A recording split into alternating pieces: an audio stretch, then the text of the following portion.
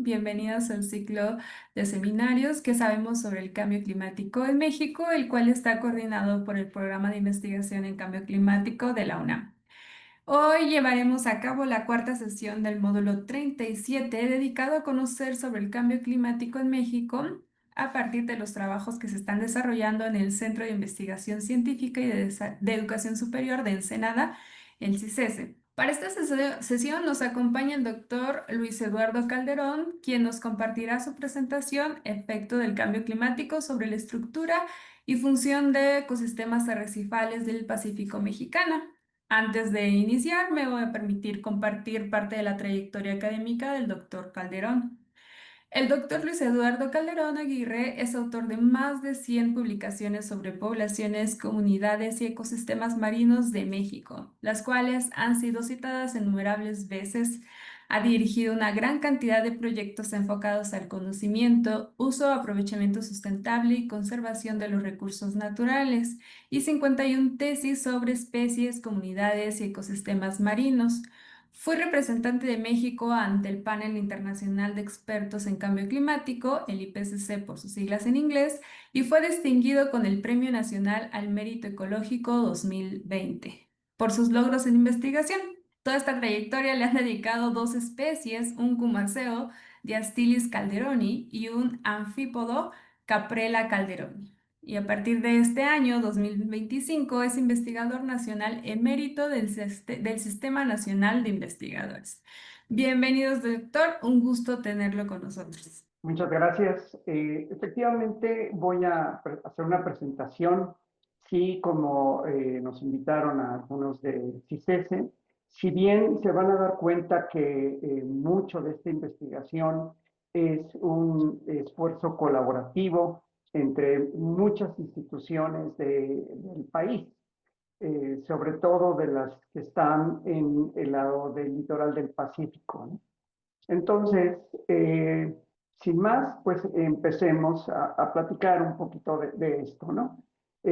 Seguramente hay cosas que ya se saben, que realmente no tienen mucho sentido hablar de eso, pero vamos a hacer un poquito de repaso, ¿no?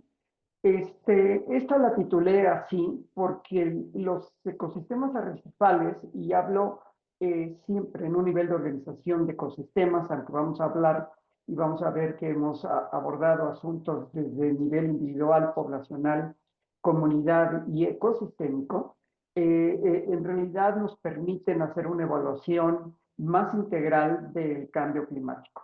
Empecemos siempre con una mala noticia para atraer la atención.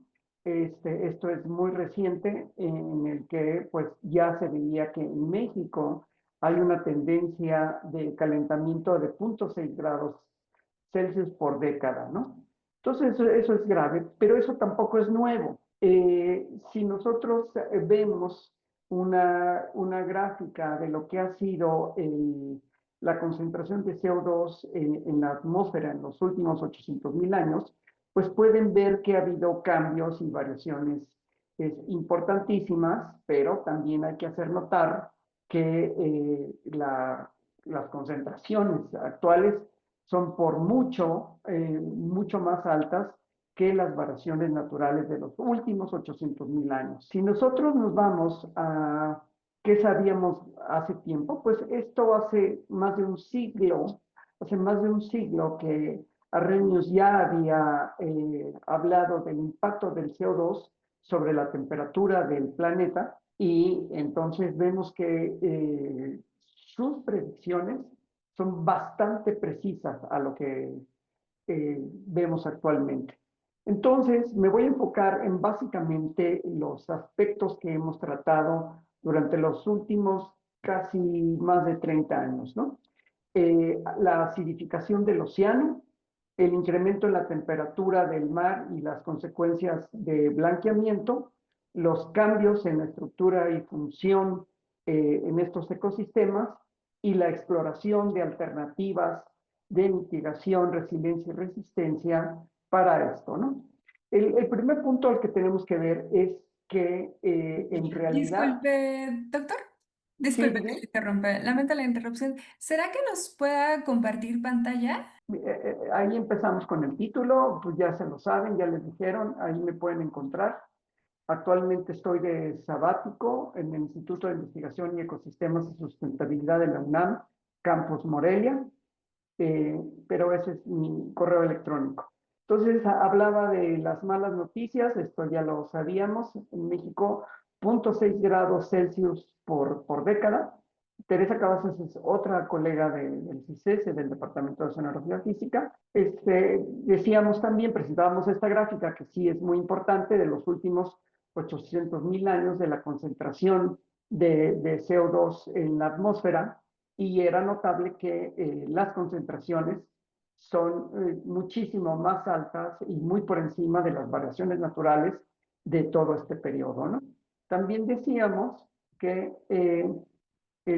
ya desde 1896, Arrhenius ya había dicho que en 100 años, y ahorita ya hace más de 100, casi 130 años, habría un incremento en el CO2 sobre la temperatura del planeta, y eso implicaría un calentamiento global. Entonces decía que esta plática vamos a platicar de la acidificación del océano, del incremento en la temperatura y blanqueamiento, los cambios en la estructura y función, y la exploración de alternativas. Hasta ahí habíamos visto, y ahora esta es un resumen muy rápido porque nos presenta los efectos del cambio climático. En este trabajo lo que hicimos fue hacer un análisis de posibilidades y capacidades de investigación para abordar el problema del cambio climático en la costa de toda Latinoamérica, desde Tijuana, la frontera de México con Estados Unidos, hasta la Patagonia en Chile, Argentina, ¿no? Entonces, los resultados de este trabajo son muy interesantes, están abordados a nivel de grandes ecosistemas, como pueden ver ustedes ahí, el uno que es la corriente de California, el dos, el Golfo de California, el único gran ecosistema marino que solamente es mar territorial de México, el Pacífico Central y corriente de Humboldt. Bueno, los resultados los presento en esta tabla porque son muy interesantes, porque nos dicen cuál es la capacidad de investigación para el cambio climático en diferentes países. Pongo el estado de California, no los Estados Unidos, sino únicamente el estado de California, aunque ahí aparece como en la fila de los estados, para que se dé una idea del número de estudios, de servicios ecosistémicos y la capacidad de investigación. Entonces, aquí pueden ver que mientras en California hay 4.245 por cada millón de habitantes, en México hay 252, pero estamos por debajo de Costa Rica o de Ecuador o de Chile, ¿no? Si lo vemos en número de estudios por habitante de la zona costera, también vemos que hay una gran diferencia. Pero bueno, ahí la presentación se queda arriba, ahí está la referencia si quieren ver con más detalle este trabajo, ¿no? Bueno, entonces, ese trabajo de Fiedler y Miguel Lavín señala que hay 3 eventos en el Pacífico mexicano. En esta presentación voy a hacer énfasis de puros trabajos realizados básicamente por mexicanos en México. O sea, yo sé que existe mucha más literatura, pero preferí hablar, dado que el tema de esta serie de seminarios es ¿qué sabemos del cambio climático en México? Quiero enfatizar y resaltar los trabajos que hemos llevado a cabo mexicanos en México sobre cambio climático.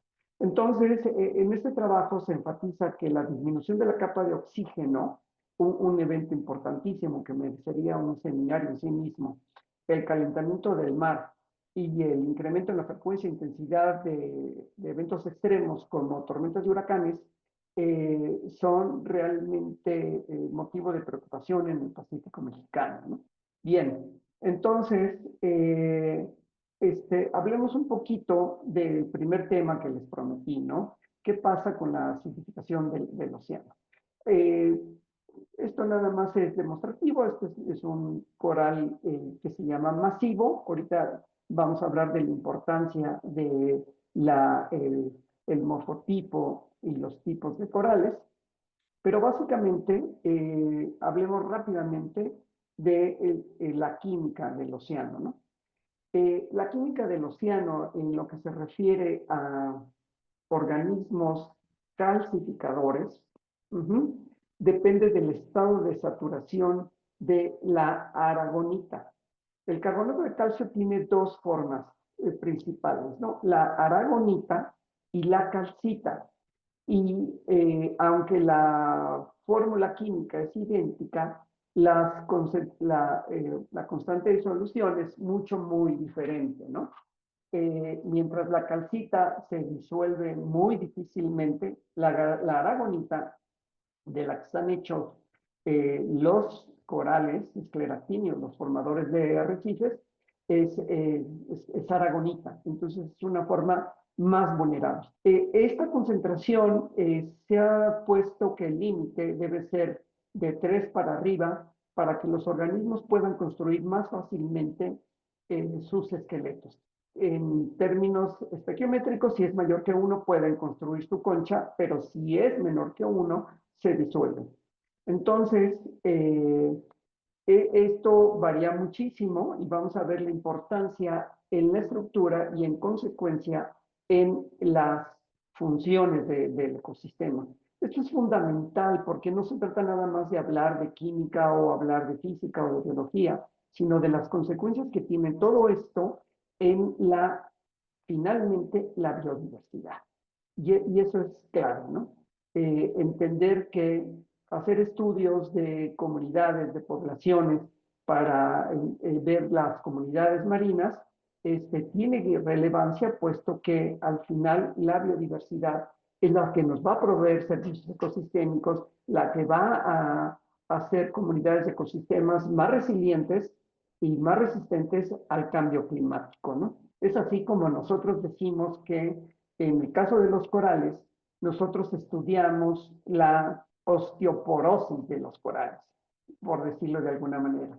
Ahora, todo esto de lo que les hablaba de los balances de carbonatos está íntimamente relacionado con las masas de agua. Las masas de agua se caracterizan por su salinidad y por su temperatura. Y esto influye en el estado de saturación de la gonita y en consecuencia en la variación del pH. Recuerden que estamos hablando de el efecto del cambio climático sobre la acidificación, considerando que uno de los efectos más notables es el incremento en el CO2 atmosférico, que por razones que ustedes saben muy bien, por la ley parcial de los gases, aumenta la concentración del CO2 en el agua, y esto, pues evidentemente, hace aguas más ácidas. Lo que pueden ver ustedes allí es GSW, quiere decir agua del Golfo de California; TSW, aguas tropical; CSW, agua de la corriente de California; y agua CSW es corriente subsuperficial. Lo interesante del asunto es que pueden ver arrecifes como en la zona de La Paz, que está influido por aguas del Golfo de California, y que esta agua inclusive se puede reportar tan al sur como en Punta Maldonado, que está en Guerrero, con la frontera con Oaxaca, ¿no? Entonces, pueden ver, por ejemplo, que Yelapa, que es el Valle de Banderas, pues principalmente se recibe aguas tropicales. Una vez que vamos al campo, lo que hacemos es tomar una muestra del coral. Lo que les estoy mostrando a ustedes en la parte inferior es una laja de un coral Porites, en el que ustedes alcanzan a ver las bandas de crecimiento. Hay diferentes bandas de crecimiento, y lo que hacemos para saber la esclerocronología de los corales, es decir, determinar la edad, densidad y crecimiento de los corales, es hacer una laja de unos 7 milímetros de espesor.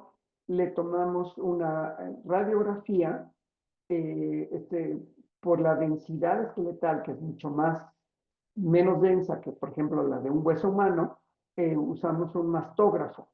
Y en la parte superior lo que ustedes ven es la onda, la densidad óptica de esa laja de coral que están viendo abajo. Entonces, lo que hacemos es convertir la densidad óptica en densidad esqueletal gracias a que tenemos un blanco, Tridacna máxima, que es una densidad conocida, y entonces, dada una densidad conocida, podemos saber la densidad del coral, ¿verdad? Entonces, es así como hacemos la cronología y podemos hacer estimaciones de la tasa de crecimiento, ¿no? La tasa de crecimiento, aquí les pongo esta gráfica que Bahía de Los Ángeles, Cabo Pulmo, y Islas Marietas, y ustedes pueden ver ahí que es muy distinta la tasa de calcificación y que a pesar de que más hacia el sur hay mayor temperatura en el eje de las X, es la temperatura, pues ven que tenemos tasas de calcificación muy diferentes porque como ya se les había adelantado, depende mucho también del morfotipo del coral. Puertes Panamensis, les presenté una foto que se ve muy bonito, así eh, más arriba, pero en Islas Marietas realmente es incrustante, ¿no? Este trabajo de Francisco Medellín es muy interesante porque aquí muestra toda la información disponible hasta ese momento de la publicación. Y lo que ustedes pueden ver ustedes es a la izquierda los corales ramosos y a la derecha los corales masivos. Entonces ven que evidentemente los corales masivos difícilmente llegan a 1 gramo de carbonato de calcio por centímetro cuadrado por año, mientras que los corales ramosos pueden pasar hasta los 5 gramos, ¿no? Esto es fundamental también por cuestiones estructurales. Ahora, Fernando Alvarado hizo su tesis doctoral analizando la contribución de los esclerobiontes. Los esclerobiontes o clasificadores secundarios son organismos mucho más pequeños, no forman arrecifes, pero que son fundamentales para cementar otros arrecifes.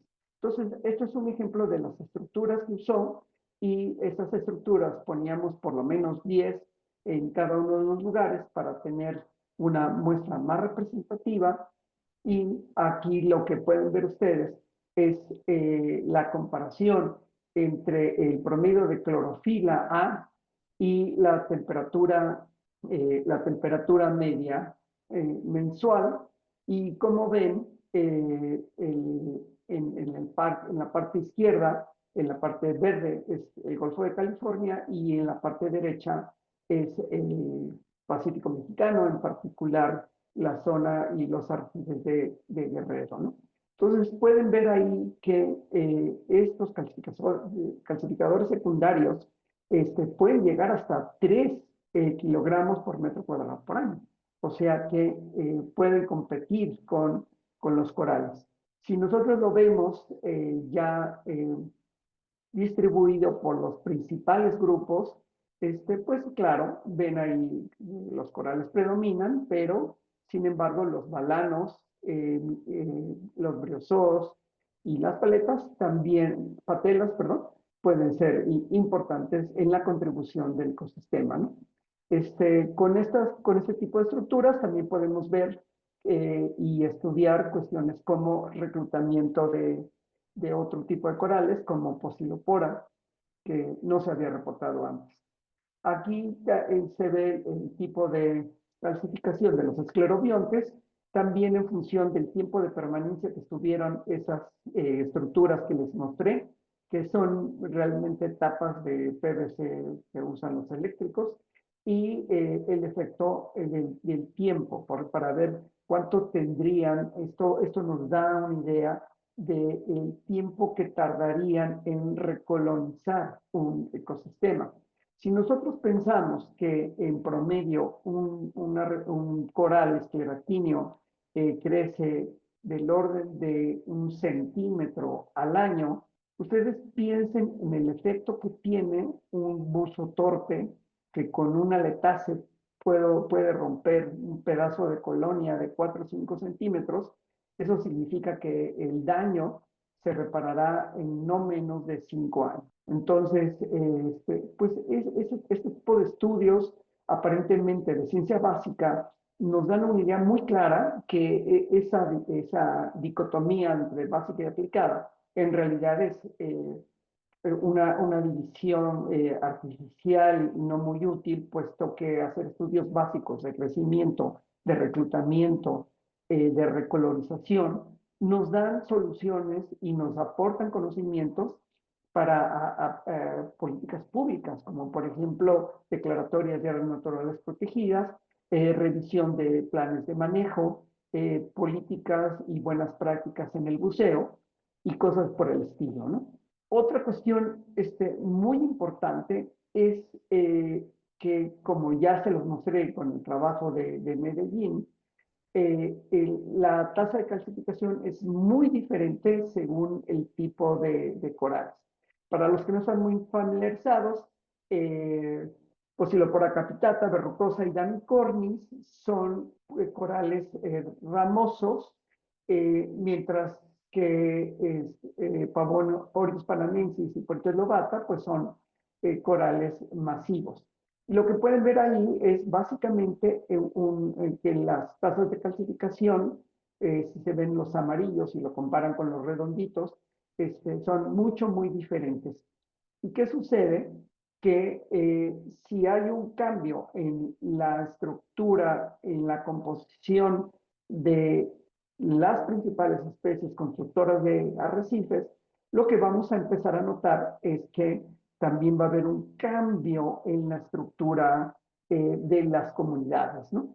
Entonces, aquí pueden ver dos colonias, es la misma especie, es Pocillopora verrucosa, y cómo hay una asociación clarísima entre, en este caso, peces, con los arrecifes coralinos que le proporcionan estructura, y esa estructura puede funcionar como refugio, como protección, como fuente de alimento para otras especies. Entonces, es una cuestión fundamental entender que no se trata de una especie, sino de un ecosistema que estamos hablando. Esta foto es de un coral masivo, este es Porites panamensis, este coral es, digamos, se distribuye desde el Golfo de California hasta prácticamente las Galápagos, entonces, pues digamos que es ubicuo en el Pacífico Oriental tropical, ¿no? Esos manchitas que ven, eso es este efecto de coralívoros que ramonean por ahí y dejan esas costras, ¿no? Bueno, ya pasamos un poquito de acidificación y estructura. Ahora quiero referirme un poquito a otro evento del cambio climático. Y me refiero al incremento en la temperatura superficial del mar que produce blanqueamiento. Pues como ustedes saben, el blanqueamiento de corales es principalmente causado por la pérdida de los dinoflagelados simbiontes que se encuentran en el coral. El coral, como lo conocemos nosotros, en realidad es un holobionte. ¿Qué quiere decir esto? Que es animal, sí, porque pertenece a la clase Anthozoa, ¿verdad? Pero también es, depende de los dinoflagelados, que a su vez dependen de la luz, porque son microalgas, ajá, para vivir. Cuando las pierden, lo que pasa es de que queda expuesto el esqueleto pues es de carbonato de calcio, se ve blanco. Entonces, el año pasado tuvimos lo que se denominó el evento coral, el evento de blanqueamiento masivo más importante de los últimos años. Entonces, este es un evento sin precedentes y tiene mucho que ver con la meta que se propuso ya desde la COP en París, de, de tener necesariamente a 1.5 el incremento de temperatura global. Si no logramos eso, entonces vamos a estar en fuerte peligro porque lo que va a pasar, pues es de que vamos a perder, para empezar, este, los corales, que como dije, dependen de sus simbiontes, y entonces van a tener un aspecto como parte blanca, algunas otras partes no, y el tiempo que perdura esto, que se mide en número de semanas, eh, que permanece la anomalía climático, es fundamental para determinar si hay una recuperación o no del coral, ¿no? Entonces, esta es la gráfica que está en el artículo que les mencionaba hace un momentito, y lo que pueden ver ahí es la comparación entre 2023, en octubre de 2023 a marzo. Vean nada más los colores que, que tiene eso, ¿no? Bueno, esta bonita representación que hizo una postdoc que estaba en el laboratorio, Natalia, eh, presenta de manera muy clara cómo un arrecife de coral saludable, pues van a tener peces y estrellas, cangrejos, conchas, moluscos y otras cosas, mientras que un arrecife blanqueado, pues va a perder mucho de eso, ¿no? Aquí, otro aspecto de cómo se ve este coral blanqueado. Uh-huh.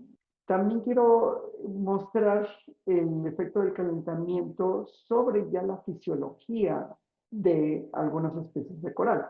Entonces, en esta gráfica lo que le estoy mostrando es el trabajo de Paola, en el que ella analizó la proporción total de lípidos, así como la concentración de Symbiodinium. Symbiodinium es el dinoflagellado simbionte del, eh, del coral, y ahí pueden ver ustedes cómo en días se va perdiendo tanto los lípidos como la concentración de Symbiodinium, lo que va a llevar irremediablemente a la muerte del coral, ¿no?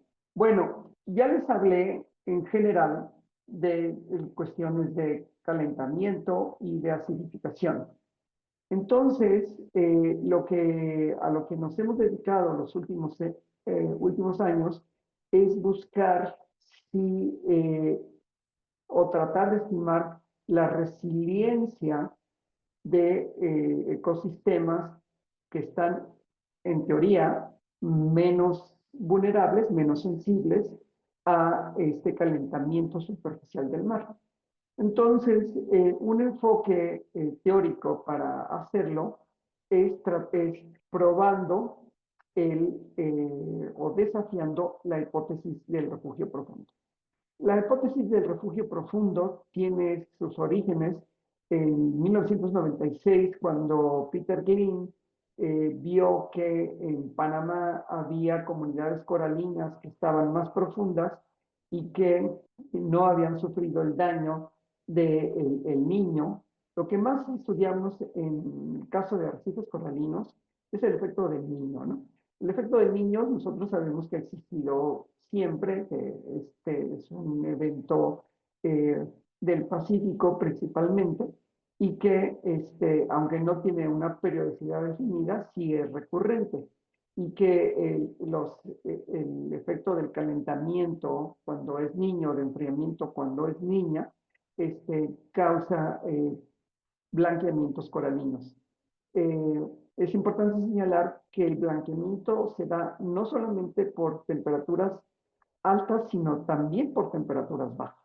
Entonces hemos observado blanqueamientos cuando hay eventos de la niña que llegan a bajar la temperatura notablemente. Por ejemplo, en el caso de Islas Marietas, en Bahía de Banderas, en 2008, en 3 semanas, la temperatura promedio ahí es de 28 grados. Y en 3 semanas llegó a 20 grados, lo que ocasionó que un blanqueamiento masivo. En ese caso, afortunadamente, se recuperaron las colonias porque el evento duró menos de 6 semanas y entonces se recuperaron. Pero volviendo a la hipótesis del refugio profundo, decíamos que esta plantea que mientras el incremento en la frecuencia e intensidad de eventos extremos, la acidificación del océano, el calentamiento del mar y, muy importante, la reducción de la zona mínima de oxígeno, son fenómenos derivados del cambio climático. En el caso de ecosistemas que están más profundos, pues puede haber una ventaja, ¿no? Hay un incremento en los nutrientes, hay una disminución de la turbulencia, hay un oleaje inducido o sea, disminuye el oleaje inducido por tormentas, puede haber escape de especies por calentamiento y hay fuente de reclutas. Es decir, si las poblaciones que están más profundas se reproducen y mandan reclutas a la parte superior, pues entonces estos se consideran, vamos a decirlo así, como salvavidas o botes salvavidas para las especies más someras. Sin embargo, pues hay evidencia sobre si son especies de profundidad.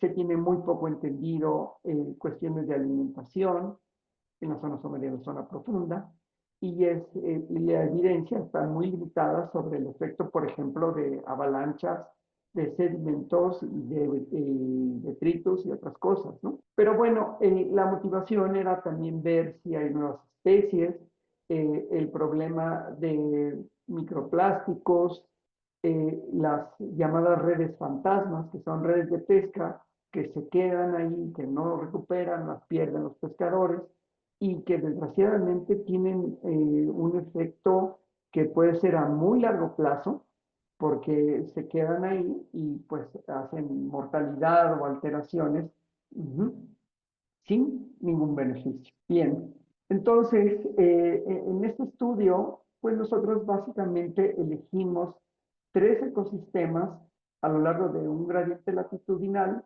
desde el archipiélago Espíritu Santo, es un área natural protegida, la zona de Yelapa en Bahía de Banderas y Punta Maldonados, que es una zona muy interesante porque es una comunidad de 900 habitantes únicamente, es una población declarada como afro-mexicana y que en realidad se mantiene de la pesca y de un muy incipiente turismo.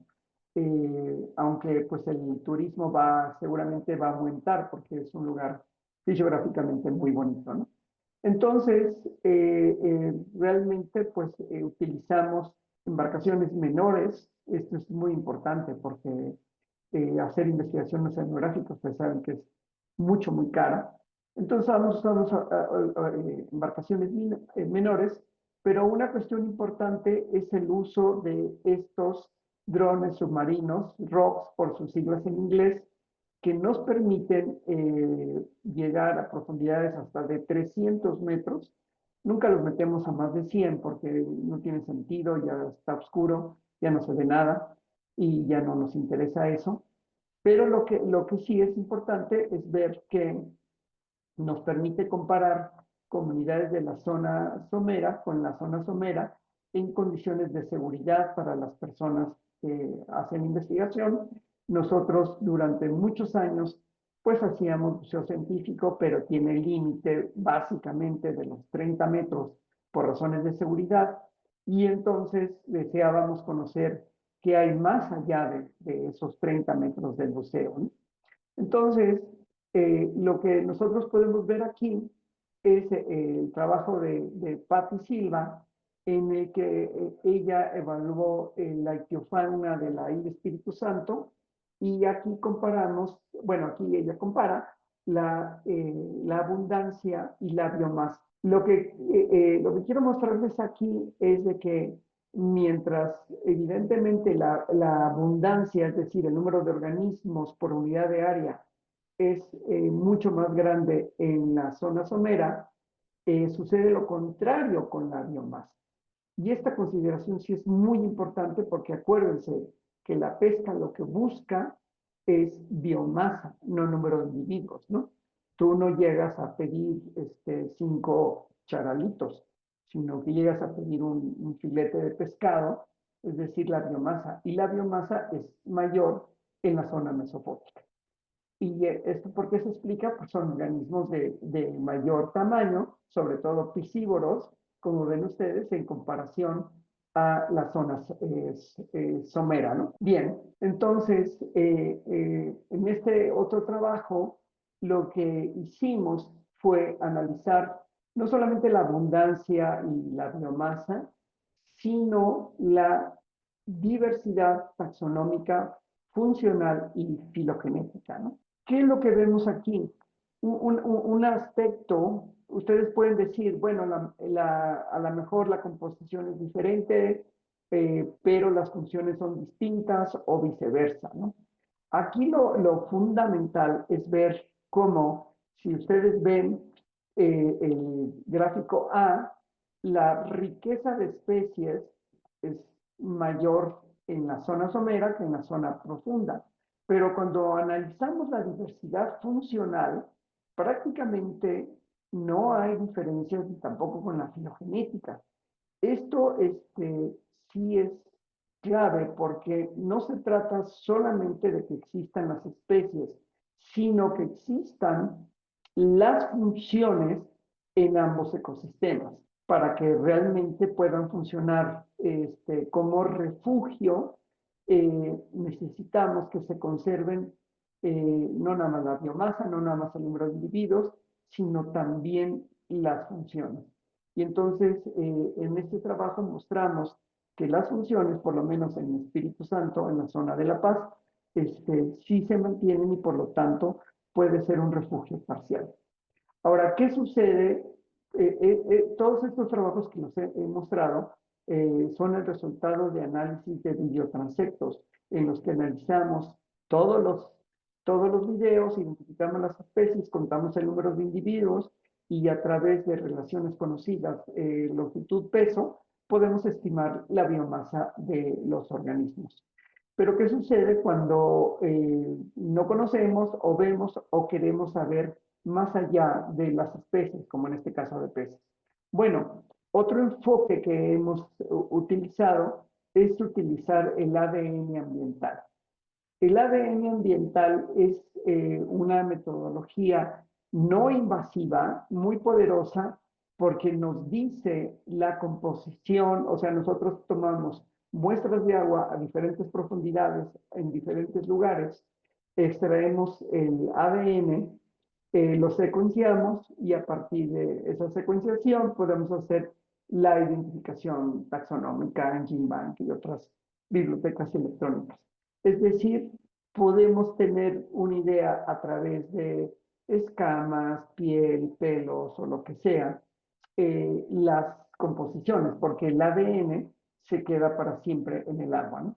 Entonces, en este trabajo que ya salió, podemos ver la composición, qué tantas especies son exclusivas de la zona somera, en este caso 1693 euridiontes son, perdón, eucariontes, se encuentran en la zona somera, únicamente 1864, únicamente en la profunda, pero hay un compartimiento de 1918 especies. En el otro, pues, obvio no alcanzan a leer, pero ahí están los principales grupos taxonómicos identificados en este trabajo, ¿no? Entonces, esto nos da una idea de cómo es la composición de las especies, ¿no? Ahora, finalmente quiero hablarles del último enfoque que hemos abordado, ¿no? Y esto es a través del análisis de la estructura trófica. La estructura trófica, pues, nos dice cómo fluye la materia y la energía en los ecosistemas y eso nos permite entender si, por ejemplo, hay especies más vulnerables, hay especies clave, si hay especies que o cuál es el efecto de la pesca, del calentamiento y todo, porque evidentemente la vulnerabilidad y la resistencia de las especies es muy distinta. Sin embargo, lo que nos interesa no es ver el árbol, sino entender cómo está el bosque. Y entonces, en este trabajo, lo que hicimos fue analizar, reconstruir eh, 3 ecosistemas a lo largo de todo el Pacífico. Bueno, entonces, con el cursor les marco los lugares porque es interesante, ¿no? Donde tengo el cursor es Isla Natividad, es una isla, 500 personas cuando mucho viven ahí, todos pescadores, y ahí fue muy interesante porque hay 10 años de datos en 2 zonas, unas con mantos de macrocistis, otras sin mantos de macrocistis, y aparte los pescadores decidieron hacer una zona de no pesca. Eso es importantísimo porque a veces tenemos áreas naturales de papel porque no contemplaron la opinión de las comunidades locales. Aquí sí, entonces tenemos el ecosistema de la natividad, tenemos también después ya en Baja California Sur, Isla Magdalena, eh, Cabo Pulmo, La Paz y acá Guaymas, Sonora, otra vez Isla Isabel, Islas Marietas, Bahía de Banderas y otros ecosistemas, y aquí Islas Galápagos, ¿no? Entonces lo que encontramos fue que la composición, o sea, la estructura trófica nos da con un 40% de confianza, no es tanto, pero es importante como para tener una idea de cómo fluyen las cosas, cómo si nosotros mantenemos la estructura trófica de los ecosistemas, podemos aumentar o predecir o estimar cuál sería el efecto, en este caso, eh, calentamiento del mar y pesca primordialmente, porque son 2 cosas, una que podemos observar y otra que podemos o podríamos o deberíamos controlar como es la pesca, ¿no? Entonces, sí nos sirven este tipo de estudios. Bueno, entonces, ya para concluir, tenemos que decir, ¿no? El cambio climático altera la física, química y biología del océano. Ya vimos que fundamentalmente el incremento en la concentración de CO2 en la atmósfera es el motor principal de la alteración de los ciclos bioquímicos en toda la Tierra y en particular en el océano. La semana pasada, Felipe Valdivia nos hablaba de la corriente de Ross y cómo una corriente fundamental para entender todo el termostato del océano se basa en las corrientes oceánicas. Y las corrientes oceánicas, pues obviamente dependen también de cuestiones atmosféricas, ¿no? Entonces, esa complejidad de esa interacción entre océano-atmósfera es fundamental. Ya hablamos que la química del océano se ve modificada por el incremento en la presión parcial de CO2, que baja la alcalinidad del océano y que esto, a su vez, afecta las tasas de calcificación de los corales y que esto, a su vez, afecta la estructura y función de las comunidades. Puedo decir con muchísimo orgullo y con conocimiento de causa que en México hay una sólida comunidad de investigadoras, investigadores. Tenemos una proporción bastante alta de mujeres, dicho sea de paso. Si ustedes ven, mencionaba la compañera en Semblanza 51 tesis dirigidas. Tengo mayor proporción de mujeres como tesistas que de hombres. Así que hay una sólida comunidad de investigadoras en ciencias del mar y llevamos ya más de 30 años haciendo estudios, sobre todo en el Pacífico nosotros, y formando recursos humanos, ¿no? En ecosistemas arrecifales, el calentamiento climático se manifiesta como acidificación, incremento en la temperatura superficial del mar, lo que causa blanqueamiento y repercute en la biodiversidad.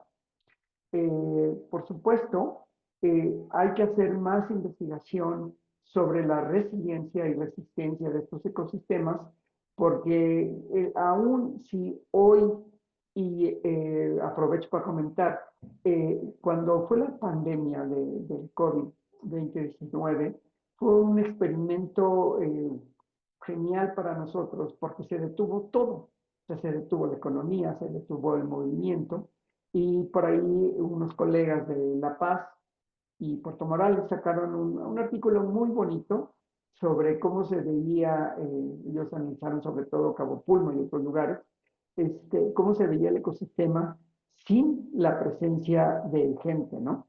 O sea, básicamente buzos turísticos. Entonces es interesante ver eso, pero es necesario entender que aun cuando se detuvieran las emisiones hoy mismo, la inercia que tiene el planeta tardarían muchas décadas antes de llegar a su condición anterior, ¿no? Quiero terminar enfatizando algo que se dijo en los últimos segundos de la plática de la semana pasada, ¿no? La relación entre actividades humanas y el cambio climático. Entonces, el cambio climático es consecuencia de desarrollo económico voraz en el que la producción mejor dicho, los modos de producción que incitan al consumismo, incitan a la producción, a las, bueno, las tarifas arancelarias y demás, realmente son la consecuencia de un modo de vida que no es sostenible de ninguna manera, ¿no?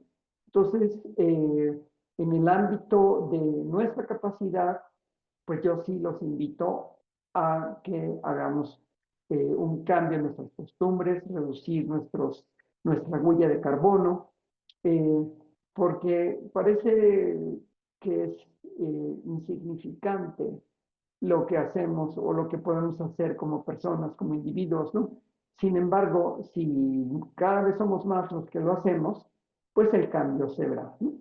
Me quiero despedir extendiendo mi reconocimiento, probablemente, no sé si se me va por ahí alguien, pero básicamente estos trabajos que les presenté lo hemos desarrollado varias instituciones, eh, el Laboratorio de Ecosistemas Artificiales de la Universidad Autónoma de Baja California Sur, los colegas de Química del Océano de la UABC en Ensenada, la UAM Iztapalapa, la Universidad del Mar, que ha sido clave y que ha sido fundamental para el conocimiento de los ecosistemas de Guerrero, Oaxaca y Chiapas, la Universidad de Guadalajara, tanto en el CUCBA, en Guadalajara, como el CUC en Puerto Vallarta, han contribuido fundamentalmente para eso, y la UNAM en particular,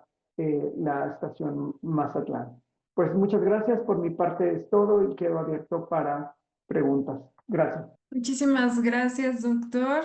Pues sí, interesante el contexto y la razón por la cual por las cuales hay que accionar, ¿no? Y bien mencionaba en la última parte, ¿no? Que el cambio climático, pues es consecuencia de un desarrollo económico, de un modo de producción y consumo, presente y también de nuestras prácticas, ¿no? Y que creo que eso apunta también a la forma en la cual, por ejemplo, se hace turismo, ¿no? Ahora que mencionaba que en esta época de COVID hubo, pues, se detuvo todo, incluyendo, pues, también esta otra práctica, ¿no? Entonces, también el cómo hacemos este turismo, pues, también importante y relevante, en las consecuencias del cambio climático, ¿no? Le comparto que en los comentarios, pues creo que todo ha sido demasiado claro. No tenemos preguntas, pero sí comentarios comentarios y reconocimiento a lo que nos acaba de compartir. Me permito, procedo a leerlos. Tenemos de Liliana Martínez, nos comparte que el confinamiento por COVID pues, fue un respiro para muchos ecosistemas, incluido el marino. ¿No? Gracias, doctor, por los datos compartidos y resaltar a las y los investigadores mexicanos. También tenemos otro comentario en el cual se le agradece su charla y pues mencionan que En las bahías de Huatulco y en general en la costa central de Oaxaca, pues hay una importante presencia de corales, así como muchos estudios, ¿no? Que ya demuestran que pues la pérdida, o ya que casi el 90% de la cobertura coralina pues ya presenta blanqueamiento, ¿no? Y es lamentable, mencionan también a los prestadores o servicios turísticos que viven, ¿no? De la demostración, el snorkel, el buceo recreativo, prácticamente se nos acaba la gallina de los huevos de oro. Ese es el comentario de, bueno, no nos anexan nombre, pero nos hemos dado cuenta de su comentario. Muy bien, doctor, no sé si le gustaría agregar algo más, añadir. Sí, sí, la investigación del cambio climático es fundamental para pues generar políticas públicas. Aprovecho el comercial, como dije, estoy de sabático en el Instituto de Ecosistemas y Sustentabilidad, eh, fundamentalmente porque aquí son pioneros y llevan bastante avanzado el análisis de socioecosistemas. Entonces, ¿esto qué quiere decir?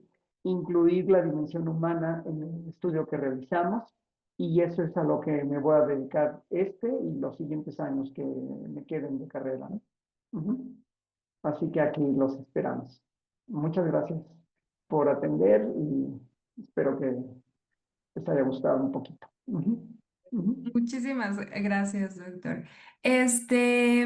Pues bien, pasando a la parte de los comerciales adicionales, pues les queremos compartir antes de concluir este módulo que pues ya en unos minutitos vamos a dar este inicio con lo que es el conversatorio de este módulo 37. Pues nos gustaría invitarles al siguiente módulo del mes de septiembre, en el cual se abordará el tema de la ciencia del cambio climático y los peligros del negacionismo y la desinformación. Asimismo, les recordamos que a finales de octubre se estará realizando el Congreso del PIN para que estén atentos a la programación donde tendremos diferentes charlas y talleres gratuitos. También les invitamos a participar de nuestro programa Cambio Climático al Día, en el cual invitamos a nuestras seguidoras y nuestros seguidores a compartirnos mediante una fotografía cómo es que viven el cambio climático. Muy bien, pues agradecemos a todas las presentes, a todos los presentes. Muchísimas gracias, doctor Caldero, nuevamente por esta sesión. Gracias por hacerlo posible. Y en un par de minutitos, bueno, seguimos aquí conectados para, vamos a dar 2 minutitos para dar inicio con el conversatorio, el cual va a estar a cargo de, moderado por, la doctora Laila. Gracias.